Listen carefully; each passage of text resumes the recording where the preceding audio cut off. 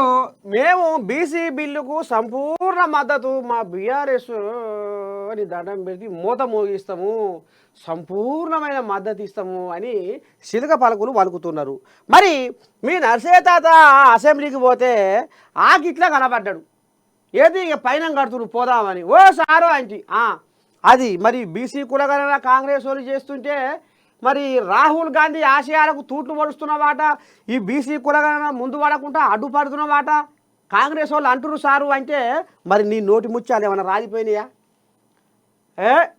అట్టేట నర్సయ్య తాత షెడ్డో పడో మేము కూడా దండలాడుతున్నాము, బీసీ కులగణన కావాలనేదే మేము కూడా పోరాడుతున్నాము. బీసీ కులగణన కావాలి, బీసీలకు రాజ్యాధికారం అందాలి, బీసీలు కూడా మరి రిజర్వేషన్లతోటి వాళ్ళ బతుకులు బాగుపడాలి, వాళ్ళ జీవితాల్లో వెలుగులు నిండాలి అనే మాట నీకు ఎందుకు రాలేదు? తోక ముడుచుకొని పోతుండు.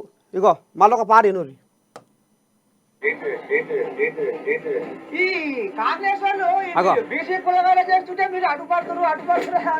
అగో అయిపోయి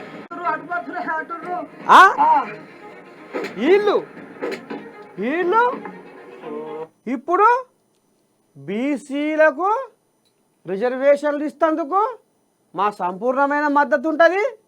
ఓ మేము ఎంతవరకైనా పురస్తే వారు ఊరు బచ్చన్న పేట. వీళ్ళ మాటలు చల్లకుండా ఎట్లా నమ్మాలి వీళ్ళ మాటలు? ఒక్క మాట చెప్తే నీ నోటి ముత్యాలు ఏమన్నా రాలి కింద పడ్డాయా? ఎందుకు నువ్వు బీసీ కులగణన గురించి అసెంబ్లీలో నర్సయ్య తాత కంచబడితే పుసుక్కున అడిగిన పాపానికి తోక ముడుచుకొని పోవలసి వచ్చిన అవసరం ఏమొచ్చింది? ఎందుకు నువ్వు నోరు ఇప్పలేదు? ఎందుకు నీ బీసీలో అనగానే నీ గొంతు మూగబోయింది? చెప్పు హరీష్ రావు.